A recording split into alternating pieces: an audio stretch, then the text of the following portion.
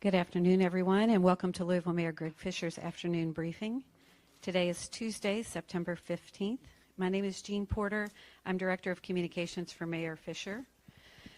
I'd like to remind everyone in the room, and if you are on our WebEx, to please mute your phones. If you're on the WebEx, please keep. The pain is visceral, and the loss ever more devastating. Tamika Palmer, Breonna's mom, says Breonna was a quick student, a hard worker, and an old soul. She was the glue of the family. Breonna was loved. I cannot begin to imagine Ms. Palmer's pain, and I'm deeply, deeply sorry for Breonna's death. While we await a decision from Attorney General Daniel Cameron on whether or not charges will be filed in this case, my administration is not waiting to move ahead with needed reforms to prevent a tragedy like this from ever happening again. That's why I'm here today with the family of Breonna Taylor to announce that Louisville Metro government has settled the civil lawsuit with her estate. As part of this settlement, Louisville Metro government agrees to make several important policy changes. First, to build stronger community connections between our police officers and the people they serve, we will, one, establish a housing credit program to incentivize officers to live in certain low-income census tracts within the city, and we will encourage officers to volunteer 2 paid hours every 2-week pay period during their regular work shift at an organization in the community that they serve. Next, as I've said before, we often ask our police officers to not only keep the peace, but to deal with challenges that society has failed to address, from mental health to homelessness to substance abuse and everything in between. That's not fair to our officers, and it's not the right way to address these challenges. That's why we will create a program to include social workers at LMPD so they can provide support and assistance on certain police runs where their presence could be helpful. Metro Council has already initiated funds in this activity. And finally, we must have transparency and accountability for the work that our officers do. Good officers appreciate sunlight on their work, and we will take several steps to shine that light, including the following. We will now require a commanding officer to review and approve all search warrants, affidavits in support of search warrants, and risk matrices before an officer seeks judicial approval for the warrant. We're creating a clear command structure when executing warrants at multiple locations. We're adding additional protocols for money seized as evidence, expanding the random drug testing of officers, and we will negotiate with the FOP in 2021 to expand on the records that can be maintained in an officer's personnel files. We have updated the process when a police officer is being investigated by our professional standards unit and leaves LMPD before the completion of that investigation. Going forward, the Chief's closing letter will state his or her findings based on the evidence that exists in the file at the time of the officer's separation from LMPD, if sufficient evidence exists in the record to make such a determination, or will state that insufficient evidence exists to make a finding. If the nature of the complaint is significant enough to have reasonably resulted in the suspension of the officer, the investigation will continue gathering evidence to evaluate if additional officers were involved or other problems exist. And finally, in order to ensure monitoring of any officers who may need additional training or other support, we will implement an early warning system that tracks all use of force incidents, citizen complaints, investigations, and other key factors. As part of its ongoing top-to-bottom review of LMPD, Hillard Heinz will evaluate the early warning system and recommend any needed improvements. This system will also be monitored through the soon-to-be-formed Office of Inspector General. These are significant policy changes on top of many others that we've already made, including those that are part of Breonna's law, as well as changes to policies on use of force and if tear gas would ever need to be used. In addition to these policy changes, this settlement includes a payment to Breonna's estate of $12 million. I'm grateful for the hard work of my team and that of County Attorney Mike O'Connell and his team, and the cooperation and thoughtfulness with which the Taylor family and her attorneys work with us to get to this point. We're now going to hear from Lonita Baker, an attorney for Breonna's estate. Ms. Baker.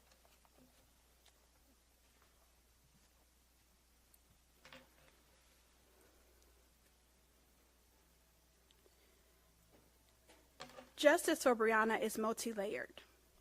What we were able to accomplish today through the civil settlement against the officers is tremendous, but it's only a portion of a single layer. When officers cause the death of an individual, it is imperative that we seek justice not only in the criminal system, but also in our civil system. That's when we hold people financially responsible. But it's important to know here that a financial settlement was non-negotiable without significant police reform, and that's what we were able to do today. We sought forth, as we went through negotiating the terms of this settlement and the reform, to engage police officers within the community, not just when they're dispatched to runs, but to get out, to volunteer in those communities in which they serve, to get to know their communities in other settings, to live within their communities, to dispatch social workers when they're needed for mental health crises, to recognize at-risk behavior by officers, implementing the early warning system, and to overhaul the system by which we execute search warrants that caused the death of Breonna Taylor on March 13th. It's important for her family that they minimize the risk of what happened to Breonna Taylor happening to any other family in Louisville, Kentucky, and we're going to continue that fight beyond the city of Louisville, Kentucky, and throughout this country to protect and reform police departments across America. We recognize that this reform is not all-encompassing, and there's still work to be done. And we commit our time, our talent, and our resources to continue to work with the community to fight the systemic racism plaguing our city. We will continue to work on behalf and with the protesters who have put their freedom on the line to bring awareness to not just Breonna Taylor, but to the systemic problems facing our city. For we know that without their voice, we would not be here today. Attorneys will ensure that prosecutors handling the case of protesters truly are administrators of justice and not being punitive simply because those individuals chose to use their voice to shine a light on what was going on in Louisville, Kentucky. We look forward to being a bridge from this community to our elected leaders, to continue to push for change. We will continue to push for the mayor's office and our other elected leaders to implement policies put forth in a path forward which calls for community investment, the support for small businesses, affordable housing, closing the education achievement gap, jobs and workforce development, and as an overhaul to the criminal justice system. That document was produced and signed by over 50 organizations in this city, and it needs to be taken seriously. We look forward to working with other grassroots organizations to ensure that we continue to hold our elected leaders accountable, but also to ensure that we continue to work with our elected leaders, because we will not get the policy changes that we need, we will not get the legal changes that we need if we don't hold our elected leaders accountable, but in that same vein, we have to be willing to work with our elected leaders. The beauty of what happened here today, the reform and the settlement, and again, it's just a civil suit, happens when we work together. So we do thank Mayor Fisher and his team for committing to the reform. This is unheard of in one of these cases where you get a financial settlement and police reform, but again, it was important to us, to Breonna's family, to the lawyers involved, and it was important for us to give that back to the community, which has been fighting so hard to say Breonna Taylor's name. Lastly, as I stated when I started, justice for Breonna Taylor is multi-layered. We are not going to stop our calls to hold the officers responsible for Breonna's death accountable. We're going to continue to put pressure on the Attorney General's office to present a fair case to the grand jury, and we're going to wait. We know that indictment is coming from the grand jury. We have faith that indictment is coming from the grand jury. In addition to the Attorney General's office, we must remember that the FBI is also doing an investigation into whether there were criminal civil rights violations leading to and after Breonna Taylor's death. So we're going to be looking for the federal indictment to come from the Department of Justice as well. But it's important that people know that the city of Louisville, they're not the ones that can bring the charges. So today, what we did here was to do what we could do to bring a little bit of police reform, and it's just a start. But we finished the first mile in a marathon, and we got a lot more miles to go till we achieve and cross that finish line.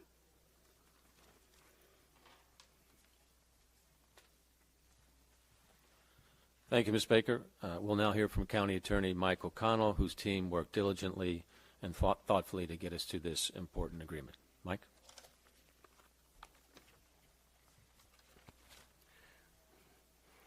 Thank you, Mayor. Ms. Palmer, may it please you today that we try to bring some assistance and help to you and your family.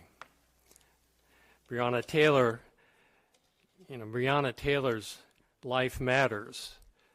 Breonna Taylor's life continues to matter, as you see here today. I've thought about Breonna's mother, Ms. Palmer, throughout everything that has led us today.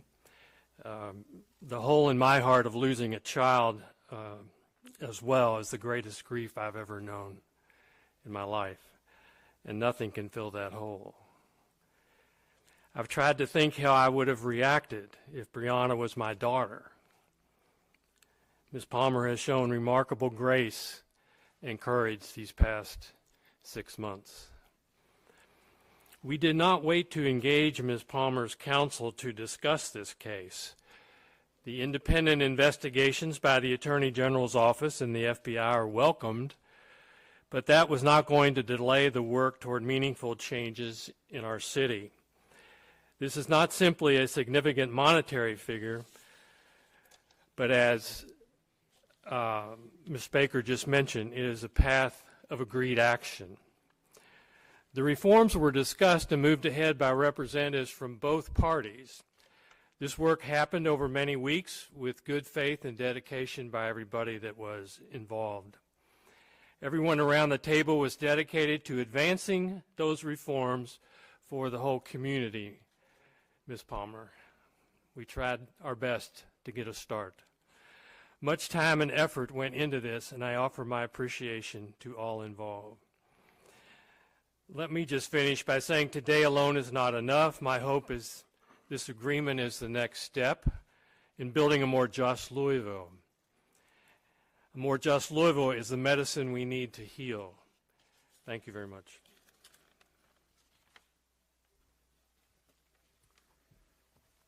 Thank you, Mike. Next, we'll hear from Ben Crump, an attorney with Breonna's estate. Ben Crump.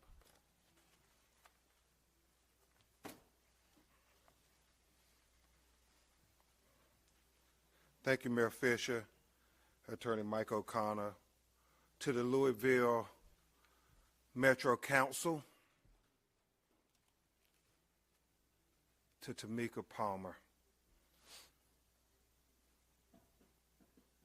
As I sit and look at her and Bianca, my heart is filled because with Lonita, Sam, and I, we have become like family. And it has been so long getting to this day where we could assure that Breonna Taylor life wouldn't be swept under the rug like so many other black women in America who have been killed by police, marginalized. So I'm grateful to the actions of the city of Louisville today. And it is not just the historic $12 million settlement, which, as I understand, is the largest amount ever paid out for a black woman in a wrongful death killed by a police in America. And Lonita, I believe it may be the largest amount ever paid for a black person in a police shooting. We're still trying to verify that. And it is certainly Tamika Mallory one of the largest amounts ever paid out for any person in the way of settlement in a police killing in America. But the comprehensive reform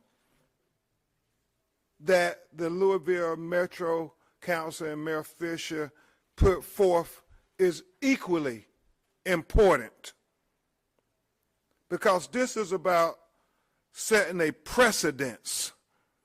When my great co-counsels from Kentucky, Lonita Baker and Sam Aguiar, first talked to me about this black woman who had been killed in her own apartment by this no-knock warrant,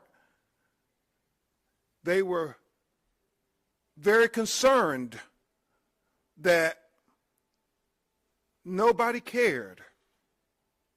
Nobody cared about this black woman. Nobody cared about Tamika's baby.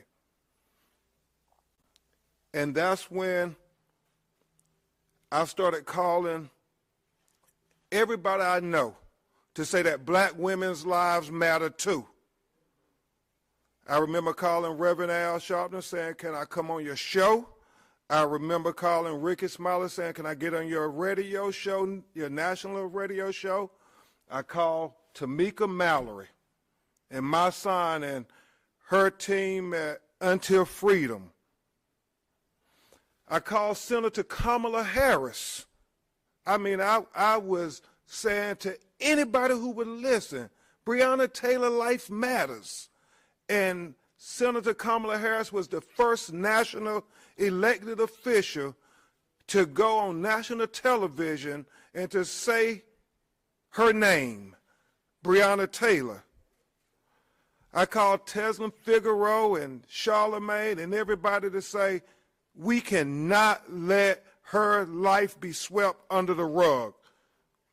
And from all of these individuals and so many others, especially the activists who came and was on the ground here in Louisville saying that we won't let Breonna Taylor life be swept under the rug.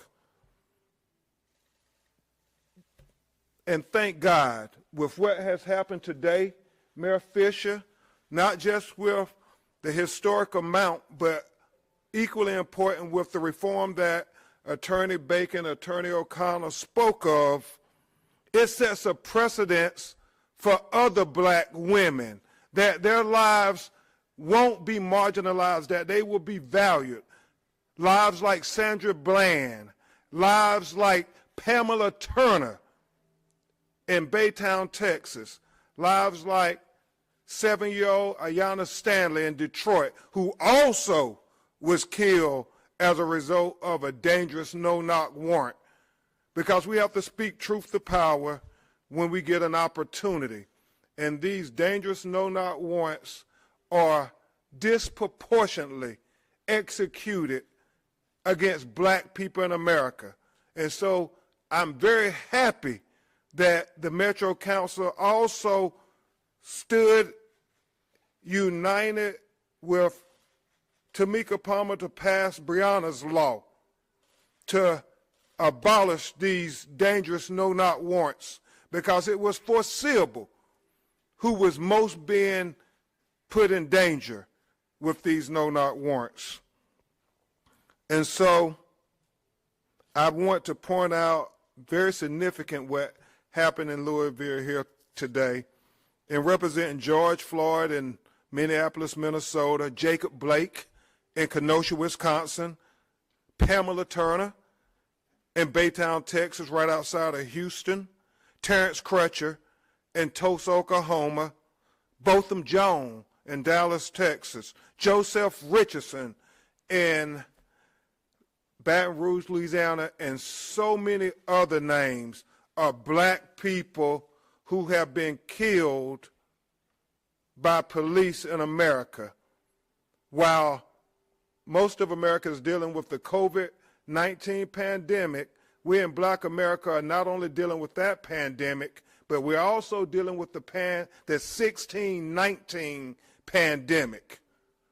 The pandemic that started 401 years ago when the first enslaved Africans came to America. And from that day to this one, we have been dealing with systematic racism and oppression that have killed us inside and outside the courtroom. So it is worth noting that in all those other cities, there has not been the responsive, comprehensive, and systematic reform that has occurred in Louisville, Kentucky, Tamika Palmer, in the name of Breonna Taylor. In the name of Breonna Taylor. But regardless of this landmark step on the journey to justice, we still are demanding that Kentucky Attorney General Daniel Cameron bring charges immediately against the police officers that murdered Breonna Taylor. Immediately. This week, justice delayed is justice denied. The city leadership has done a significant step today, but now it is on Daniel Cameron and the Attorney General of Kentucky's office to bring charges, and at the very minimum, Lonita, second-degree manslaughter charges, because we want full justice for Breonna Taylor, not just partial justice. Breonna Taylor is a light to help heal what's happening in America. And for all those young people, those celebrities, athletes, but most importantly, the people who are on the ground, the people who are the activists and protesters who saying enough is enough. We see that there are two justice systems in America, one for black America and one for white America. In Louisville, Kentucky, we took significant steps today in the name of Breonna Taylor of trying to correct this broken criminal justice system. And we do it in 3 phases. In the civil rights phase with this civil lawsuit, which is the only thing that Lonita and I can control. We can't control the criminal prosecution. The mayor's office and the city leadership all took a significant step in making sure that the civil rights of Breonna Taylor was recognized. And now we also need our legislative partners to help transform the protest into policy. We need Breonna's law, not just in Louisville, not just in the state of Kentucky, but all throughout the United States of America, because her life matters. And lastly, we need the criminal justice system, Daniel Cameron, to do its part to give the full constitutional guarantees of all citizens to a citizen, a daughter of Louisville, Kentucky, Breonna Taylor. And I would ask, in completing the healing, Mr. Mayor and City Attorney O'Connell, that all those young people who were courageous enough, like Tamika Palmer and so many of your own in Louisville, the unknown John Lewises of the world who are creating good trouble here in Louisville, I would implore you, since Tamika calls me and Rev the Black America's Attorney General, and I don't know if the Attorney General of the United States is going to employ you to do it, but I will implore you to drop the charges against the nonviolent protesters who was exercising their First Amendment rights because they said Breonna Taylor life mattered. And these young people should not have criminal records because they were on the right side of history. You all took a significant step, and we want you all to be on the right side of history with us completely. Drop those charges in Breonna Taylor's name. Let's do justice in Breonna Taylor's name. And let's do justice with love in our hearts, because that is emblematic of Breonna Taylor, who Tamika says is the best version of her. Say her name, Breonna Taylor.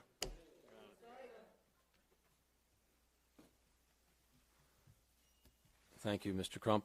Next, Tamika Palmer, Breonna's mom, would like to share a few words with us.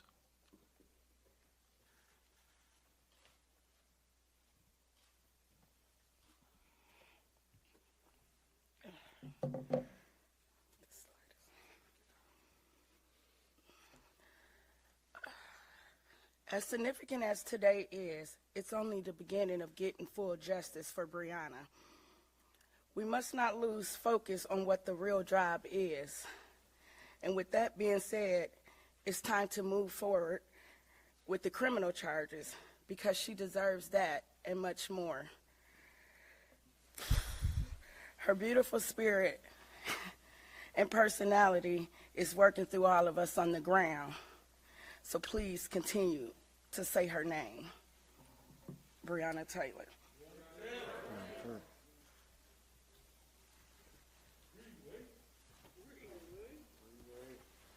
Thank you, Ms. Palmer. Thank you for your grace and for your strength and for your love for Breonna and for our city as well, and your determination to make this city a more just city and help to get us to this agreement. So I'm grateful for that. Thank you. Next, we will hear from Tamika Mallory of Until Freedom. Tamika. Thank you, Mayor Fisher. Justice for Breonna Taylor. And if there ain't going to be no justice, there ain't going to be no peace. A settlement is restitution, but it's not arresting the cops. And we want to say today that the police officers responsible for killing Breonna Taylor must be arrested in order for the community to feel calm. We understand that this is an acknowledgement, and a great acknowledgement, of the wrongdoing that has happened. And it is important that our community understands what happened here today is very significant. It is significant because, again, there is an acknowledgement of Breonna Taylor's life and the fact that those officers in this city murdered her. Breonna Taylor has shifted the atmosphere. She shifted it not just here in Kentucky, but across the country. The ban on no-knock warrants was where we begin in terms of great reform. And to know that Attorney Lonita Baker and Attorney Sam Aguiar continue to push for reform in this particular settlement is extremely important, and it cannot be denied. We must acknowledge it. The reforms are evidence that the city, unfortunately, its police department, has been exposed for some corruption that exists within the department. The significance of this settlement is a small price to pay for our sister's life, a very small price to pay. They deserve all the money that we can muster up in the world just to help a little bit with the feeling of pain and turmoil that I know exists within this beautiful family. But let us not lose sight on the main focus, as Tamika Palmer has said.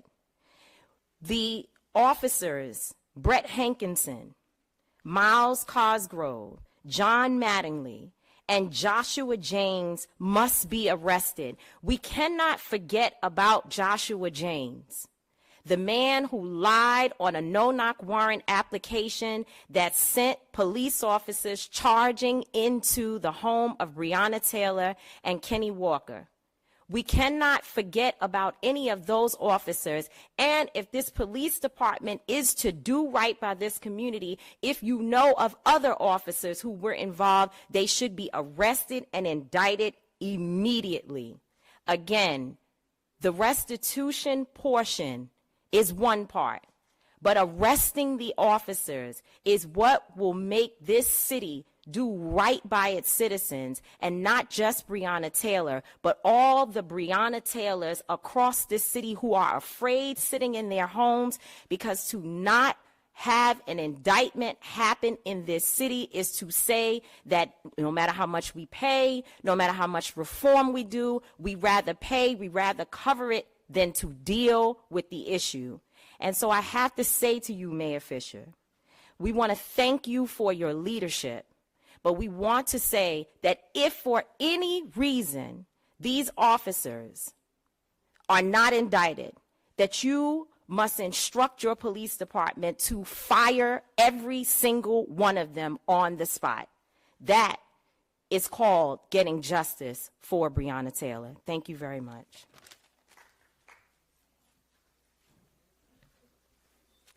Thank you, Ms. Mallory. And finally, we will hear from Keturah Herron, who's with the ACLU of Kentucky.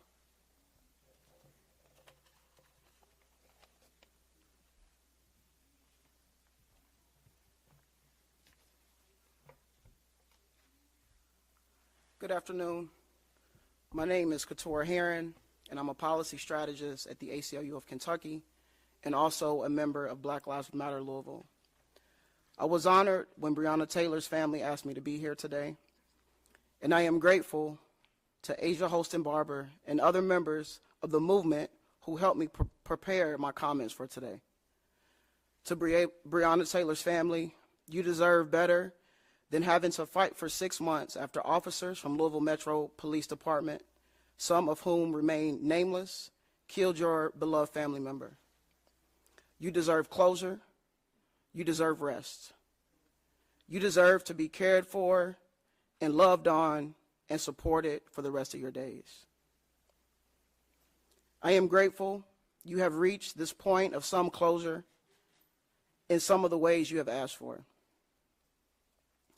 To Breonna, to her family, to the families of other persons who have been violated, abused, and killed by Louisville Metro Police Department, I hope enough of us are joining this movement for Black lives to support you and give you a moment of rest, grief, and find routines that fortify you. We promise you that we will keep this fight going and we will win.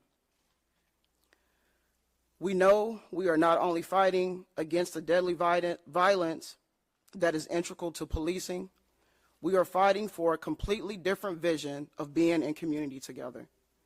We are creating something different. We are creating a community that no longer invests our tax dollars in people who kill our neighbors. One that no longer needs to spend tax dollars on settlements that should never have been paid in the first place. No more. Instead, we are creating a community that invests our tax dollars in our basic needs as human beings, in our joy, in our wellness, in protecting each other. We are going to create a community where all people are supported by our investments and given the chance to reach their full potential, rather than redlined into disinvested, distant neighborhoods that remain out of sight and out of mind of those on the other side. No more.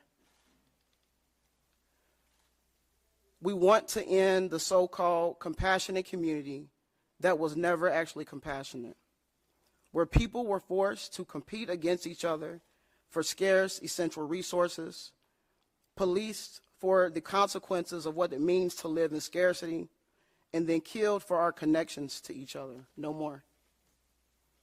We are creating a community that finally sees the fruits of our collective labor and invests our tax dollars in ways that nourish us, nurture us, heal us, challenge us, and love us.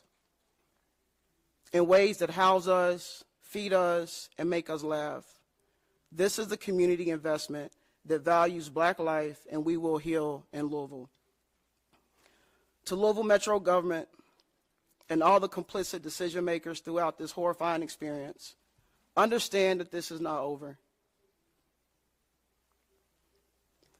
We are demanding full individual accountability and institutional accountability. While the culture of white supremacy has lied to you about what accountability means, let me tell you, accountability includes self-reflection, repair, apology, and changed behavior. Changed behavior means no longer incentivized violence to abuse and kill our people. Accountability means an end to transactions that tinker around the edges. For years, we have watched as you tinker around the edges with our freedom while you go all in with dangerous and wasteful programs that you call investments. From the police budget to the gentrification of our neighborhoods. You have used our own tax dollars to harm us. Our people demand transformation. Our people demand rest, joy, solidarity, interdependence, and freedom. Change is here, and it is the people's to change. And it is the people's to change. And to my people who are giving so much of themselves to this moment, striving for a better today and a better tomorrow, I would like to offer you these words of Harriet Tubman. If you hear the dogs, keep going. If you see the torches in the woods, keep going.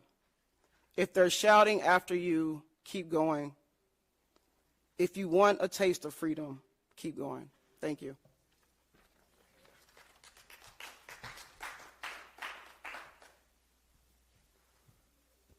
Thank you, Keturah. With that now, we'll be happy to take questions. If we could, we have a microphone here for reporters, and we'd like for you to raise your hand when you're ready to ask a question. We're trying to be sure that people on the WebEx can hear your questions. We'll take a couple in the room. Then if there are any questions on the WebEx, I'll give those questions, and we'll move around as many as we can.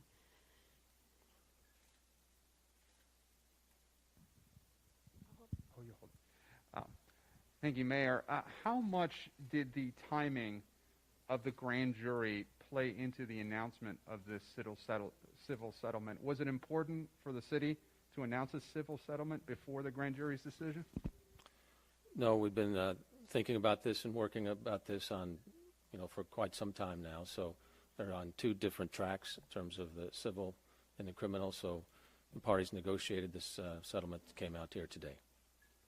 I forgot to ask if you would say your name and what media you're with going forward. Jessica Duval, Courier-Journal here in Louisville. Regarding the payment, how much is coming from insurance and how much is coming from the risk management fund?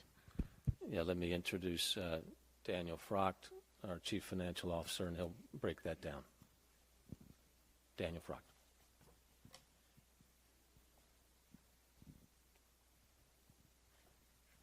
Good afternoon, Daniel Frocht, Office of Management and Budget for the city. The $12 million payment will be broken down into three fund sources. $5 million will come from Louisville Metro, $5 million will come from our self-insurance trust fund, excess insurance carrier, and $2 million will come from our self-insurance trust fund that we participate in. Tonight with WHES 11 News. Question for Attorney Ben Crump and Lonita Baker. Does the settlement handle this legal action that you guys brought forth? The civil lawsuit named multiple officers who were involved in executing the warrant. So will you still try to sue those officers, especially if Daniel Cameron does not criminally charge the officers involved? This settlement today it wraps up the civil litigation, so there will be no additional civil litigation. As we've stated, our focus now is on the Attorney General's office doing the right thing and bringing forth indictments against those officers. Yes, and we think it sets a precedence for other cases involving people of color around America.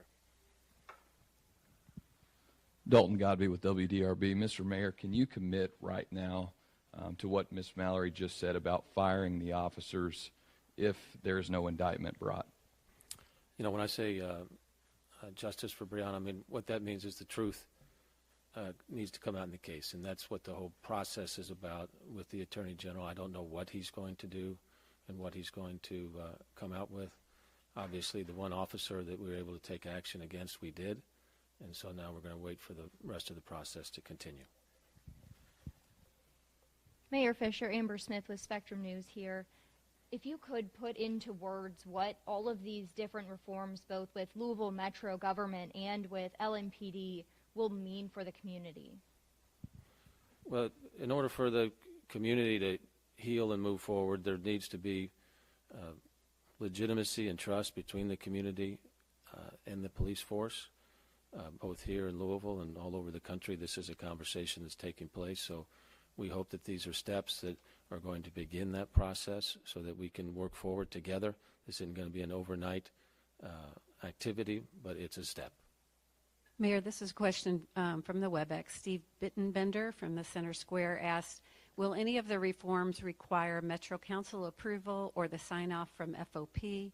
What happens to this agreement if those reforms aren't implemented? Well, we need to work with both parties to make sure that it is implemented. Some of them can be done within the police department themselves.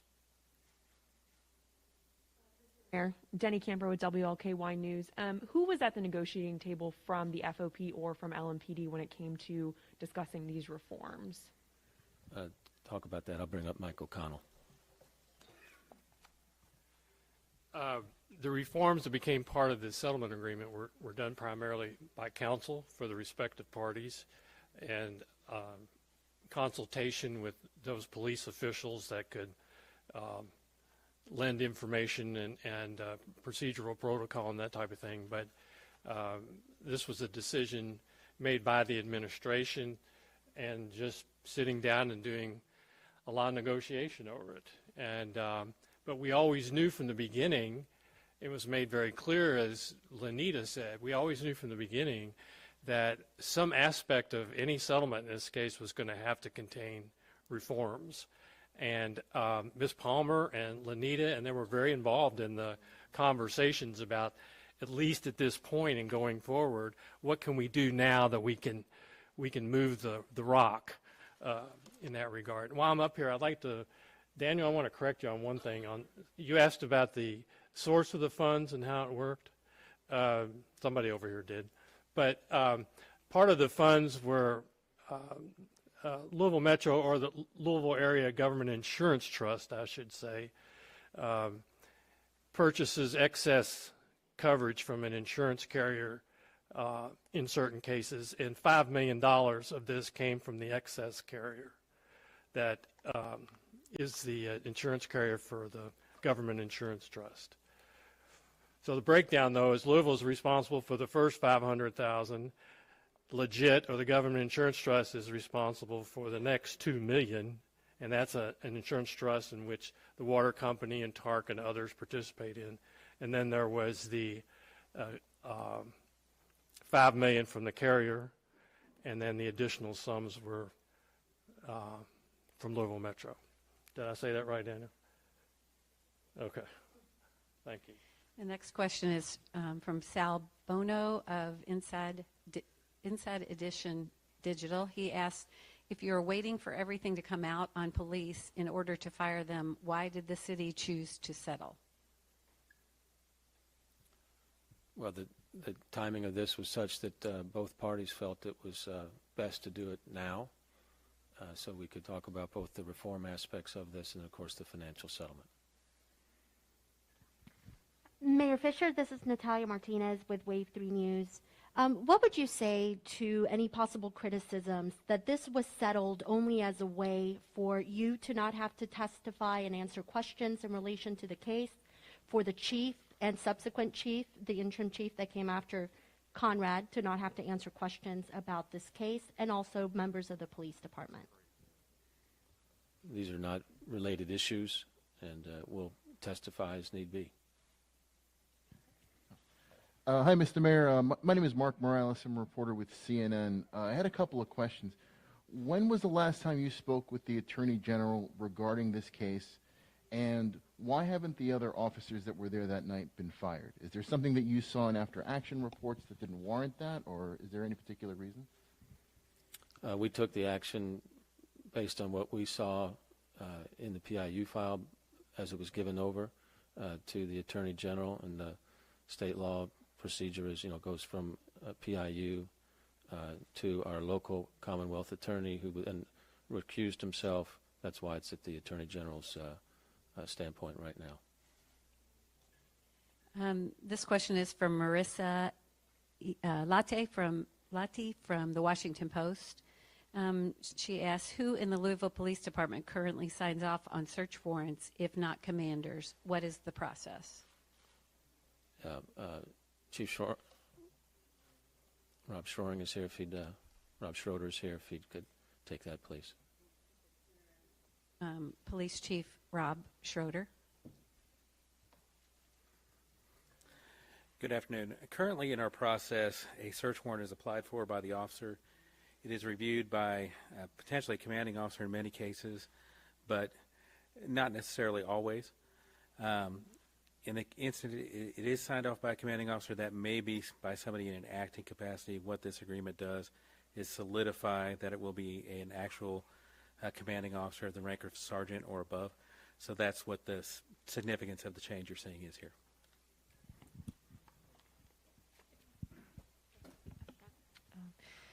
Mayor Fisher, my name is Rukmini Kalimaki. I'm a journalist with the New York Times. I wanted to ask you, number one, if the city has admitted any fault as a result of the settlement.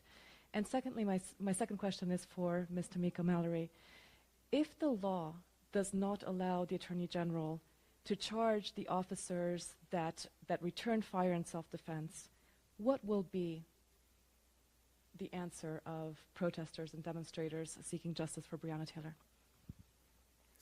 Yeah, no, this agreement or settlement agreement does not say that there was any wrongdoing done.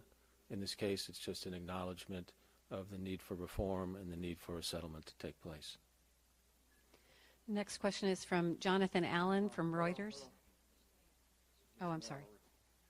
I wouldn't in any way, as the leader of Until Freedom, one of the 4 leaders of Until Freedom, speak for all of the protesters who are here locally in Louisville. We will be led by the actions of the family, the actions of the local organizers. But I will say that we will make sure that our voices continue to be heard. And if it is a legal situation that they come out with as a reason for non-indictment, then we need to work with Katora and the ACLU and others to fight on that end as well. Thank you. Jonathan Allen from Reuters asks, how will you monitor and measure progress on the reforms announced today? Will there be regular public reporting of how many officers use housing credits, how many warrants are issued, and if so, how frequently? Yeah, all that, obviously, we're in the process of getting started to make sure that people know that we're accountable for the promises that we've made, and we can issue a report on that in terms of what that looks like from an accountability standpoint. Mr. Mayor, this is Graham Ambrose with WFPL. The city is anxiously awaiting the decision from Attorney General Cameron. In other cities across the country, we've seen federal forces get called in to quell unrest or just whenever there are protests in some cases. Do you know of any plans for federal forces to come in when the decision's released or otherwise? Nothing specific in terms of the general community. I understand that there's been some requests for some federal protective services for the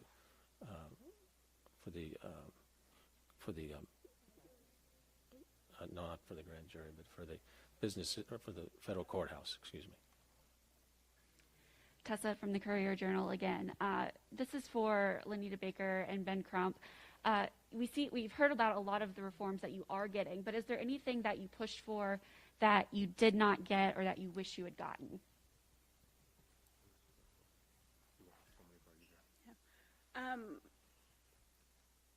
They always say when you're negotiating, everyone's supposed to walk away without receiving everything that they received. I will say, however, in this case, the most important areas of reform were provided. Metro was very willing to work with us on that, the things that we felt important. And as I've also stated, that we recognize that this is not the end of reform. So we look forward to continuing to work with the city, our leaders, our legislative leaders in Frankfurt, to continue to push for additional reform. So we're not done yet. What was important to me and Lonita and Sam was what was most important to Tamika Palmer and Bianca, who really were studying what reform would look like to try to prevent the next Breonna Taylor from happening. And I think to that end, the city was very responsive in trying to make sure there was measurable, systematic reform that could be a model for other citizens and other cities to protect their citizens. And so I think in the name of Breonna Taylor, this is landmark in its scope. And I believe just like Trayvon Martin and Michael Brown helped bring greater attention in America to Black Lives Matter, I believe Breonna Taylor's name is going to bring greater attention in America to Black women lives matter too. Okay, we're going to have time for just a couple more questions. One more from here. One more from here. Dalton Godby, WDRB. Mr. Mayor, why does the settlement not address the body cam failure in the Breonna Taylor case? And then also a question for Mr. O'Connell. Do you have any plans to drop all charges against nonviolent protesters? Right, so Breonna's law has passed already here locally. I suspended the use of no-knock, and then the council took it up and eliminated them, and so that eliminates no-knock warrants and requires the use of body cameras on anyone that is executing a search warrant, so that's already in place.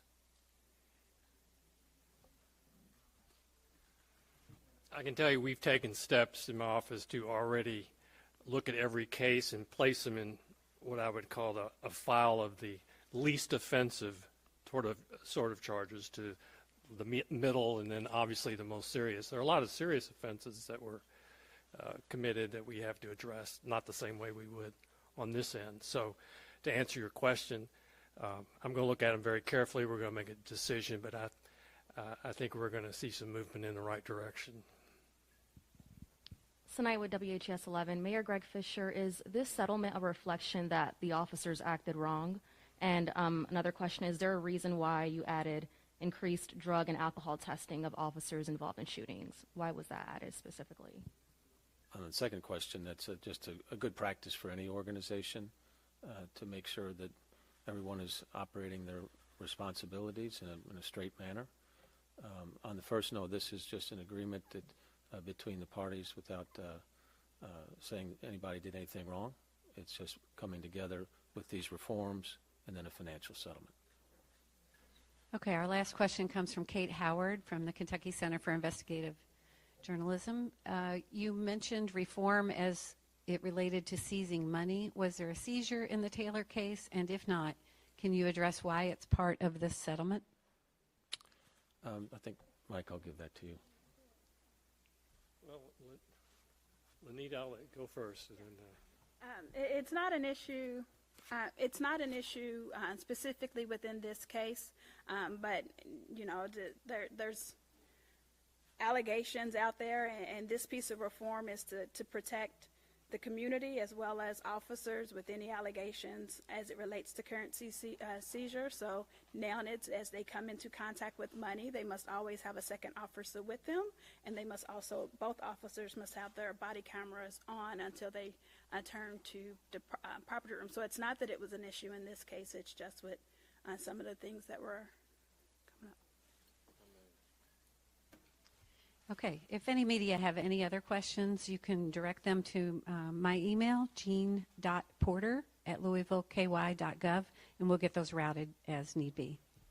All right, thank you everybody for attending today, and we hope this announcement is one step in moving our city and our country forward.